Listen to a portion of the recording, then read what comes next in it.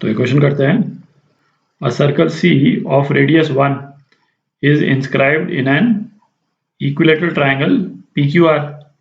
The points of contact of C with sides PQ, QR, RP, RDEF ये दिया हुआ है। अच्छा, हमको इनमें से केवल एक साइड की इक्वेशन दे रखी है PQ की। The line PQ is given by the equation ये, और पॉइंट D जो PQ पे लाई कर रहा है ना, PQ पे जो पॉइंट लाई कर रहा है वो D लाई कर रहा है ना, वो पॉइंट दे रखा है अपने को जिसपे सर्कल टच कर रहा है। अच्छा, further it is given that origin and centre of C R on the same side of the line P Q. तो इस वाले सेंटेंस से क्या हमको ट्राइंगल का ओरिएंटेशन मालूम चल जाएगा। तो एक डायग्राम बनाते हैं, है ना। पहले ट्राइंगल का आइडिया ले लेते हैं कि किस तरह से बन रहा है।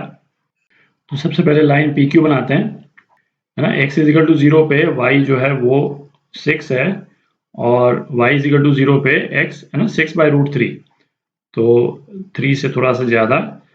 तो जो PQ का जो ओरिएंटेशन है वो कुछ इस टाइप का हो जाएगा, देख रहा है।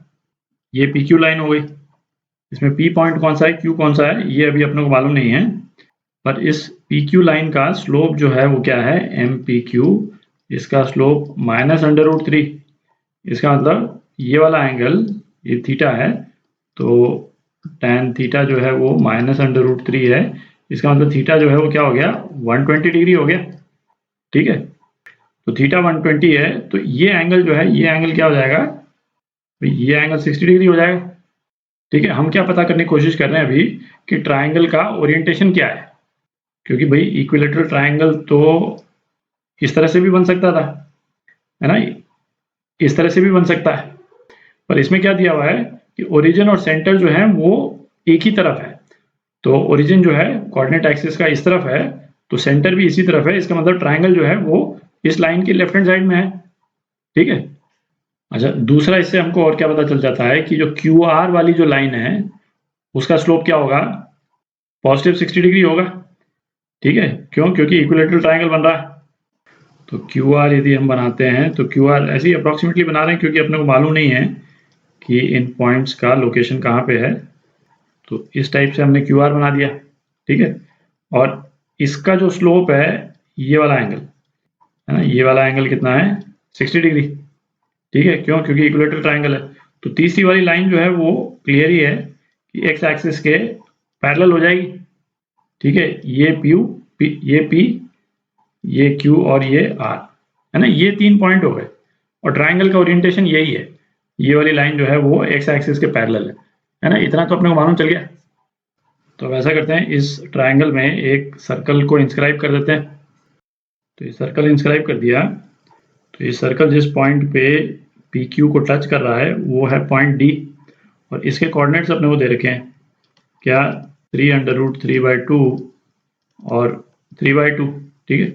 अच्छा, सर्कल का हमको रेडियस भी दिया हुआ है, कितना दे रखा है, इसका रेडियस जो है, सर्कल का रेडियस 1 है। ठीक है। अच्छा, अब एक चीज देखें। अच्छा, इक्विलेटरल ट्राइंगल के लिए एक इंपॉर्टेंट रिजल्ट क्या था कि सेंट्रॉइड क्या हुआ, जहाँ पे मीडियंस जो है वो इंटरसेक्ट करती हैं, और सरकम सेंटर ये दोनों एक ही पॉइंट होते हैं। ठीक है, तो जैसे इस ट्राइंगल का जो सरकम सेंटर होगा वो क्या होगा, इस सर्कल का सेंटर। ठीक है, और इस सर्कल के सेंटर से यदि हम तीनों साइड्स पे परपेंडिकुलर हम खींच देते हैं, तो ये परपेंडिकुलर जो है इस वाली साइड को बाइसेक्ट कर देते हैं, है ना। ये तो हमको मालूम है, परपेंडिकुलर बाइसेक्टर्स का मीटिंग पॉइंट जो है वो सर्कम सेंटर होता है। ठीक है, और इक्विलेटरल ट्राइंगल में क्या है कि मीडियन भी अपोजिट साइड में परपेंडिकुलर होती है। इसका मतलब इस वाले पॉइंट को यदि मैं एक्सटेंड कर दूं तो ये मीडियन का भी काम करेगा। सेंटर को यदि मैं O बोल देता हूं तो ROD वो मीडियन भी है, दिख रहा है। इक्विलेटरल ट्राइंगल में मीडियन जो है वो परपेंडिकुलर बाइसेक्टर भी होता है अपोजिट साइड का। ठीक है, तो अब ये 2 परपेंडिकुलर बाइसेक्टर जो अपन ने बनाए हैं उसको मैं हटा देता हूं। अच्छा, अब अपने को सर्कल की इक्वेशन पता करनी है, तो सर्कल का सेंटर पता करना है अपने को। ठीक है, तो सर्कल के सेंटर को मैं XC और YC बोल देता हूं, और सर्कल का रेडियस यहाँ लिख देता हूं मैं OD, ये कितना है, 1 यूनिट, है ना, रेडियस 1। तो अब आप देखें, ये वाला जो एंगल है ये वाला एंगल ये तो 60 डिग्री है, ये तो मालूम है अपने को, ठीक है। तो ये वाला जो एंगल है ये क्या है, इसका हाफ है 30 डिग्री। क्यों? क्योंकि मीडियन जो है इस एंगल को भी बाइसेक्ट करती है। तो इसका मतलब क्या हो गया कि ये वाला जो एंगल है, यहाँ से यदि मैं हॉरिजॉन्टल खींच दूं तो ये वाला एंगल है, ये एंगल भी कितना हो गया, ये एंगल भी 30 डिग्री हो गया, ठीक है। तो सर्कल का जो सेंटर है उसका x coordinate x plus O D cos 30, ये कितना हो जाएगा, ये डी का एक्स कोऑर्डिनेट हो जाएगा 3√3/2, ठीक है। तो x C plus O D 1 है और cos 30 कितना √3/2, ये कितना हो गया 3√3/2 हो गया, ठीक है। तो आपका एक्स सी ये कितना आ गया, ये √3 आ गया, ठीक है। अच्छा इसी तरह से अपन वाई सी भी निकाल सकते हैं, थोड़ी जगह बना लेते हैं। अच्छा वाई कोऑर्डिनेट लेते हैं, है ना, पॉइंट ओ का y coordinate y C plus 1 sin 30, ठीक है। ये कितना है 3/2 के बराबर, sin 30 1/2 है, तो वाई सी जो है वो कितना आ गया 1 आ गया, ठीक है।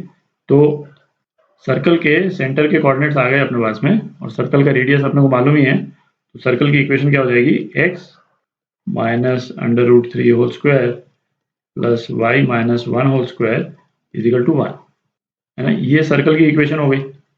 तो इसमें कौन सा ऑप्शन करेक्ट हो गया, है ना, डी पार्ट। तो क्वेश्चन के 3 पार्ट हैं, नेक्स्ट पार्ट देखते हैं इसका। तो नेक्स्ट पार्ट देखते हैं, point E and F are given by E और एफ के कोऑर्डिनेट्स निकालने हैं अपने को। तो ये वाला पॉइंट जो है ये पॉइंट ई है और ये वाला पॉइंट ये पॉइंट एफ है, ठीक है। तो जिस तरह से अपन ने सेंटर के कोऑर्डिनेट्स निकाले, है ना, सेम लॉजिक यूज करके अपन ई और एफ के कोऑर्डिनेट्स निकाल लेंगे, ठीक है। सेंटर का कोऑर्डिनेट अभी अपने पास में अभी जो अपन ने निकाला, क्या कोऑर्डिनेट्स आए थे सेंटर के, √3 और 1, ठीक है। तो यहाँ लिख ही देता हूँ मैं, ये √3 और 1 है, ठीक। अच्छा O को और E को हम ज्वाइन कर दें तो ये परपेंडिकुलर बाइसेक्टर है और इसको यदि हम एक्सटेंड कर देते हैं तो ये P के थ्रू पास करेगा और ये वाला एंगल अगेन क्या है 30 डिग्री, ठीक है।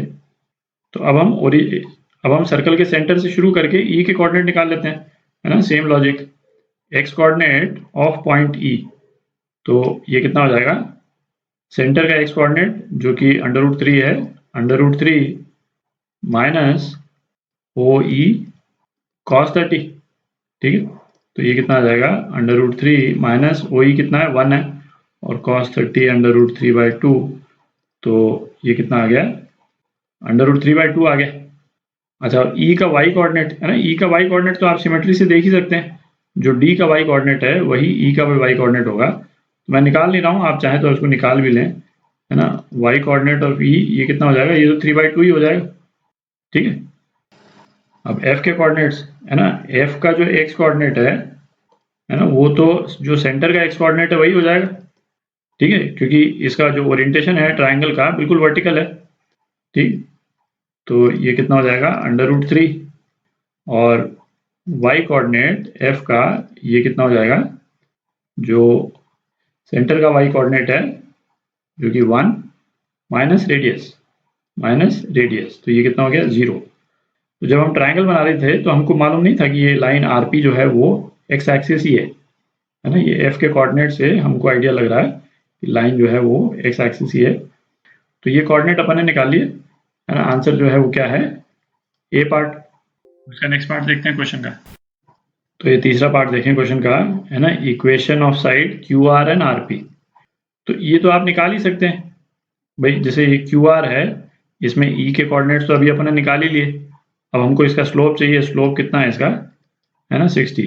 तो एम ऑफ क्यू आर, तो स्लोप ऑफ क्यू आर है ना tan 60, ये कितना है √3 और पॉइंट ई के कोऑर्डिनेट्स आपको मालूम ही है, तो क्यू आर की इक्वेशन आप निकाल लेंगे, ठीक है। और आर पी, तो आर पी का स्लोप कितना है, आर पी का स्लोप तो 0 ही है, हॉरिजॉन्टल लाइन है और एफ के कोऑर्डिनेट्स आपको मालूम ही है, तो आप आर पी लाइन की भी इक्वेशन निकाल लीजिएगा, है ना। कर नहीं रहे हैं, स्ट्रेट फॉरवर्ड है।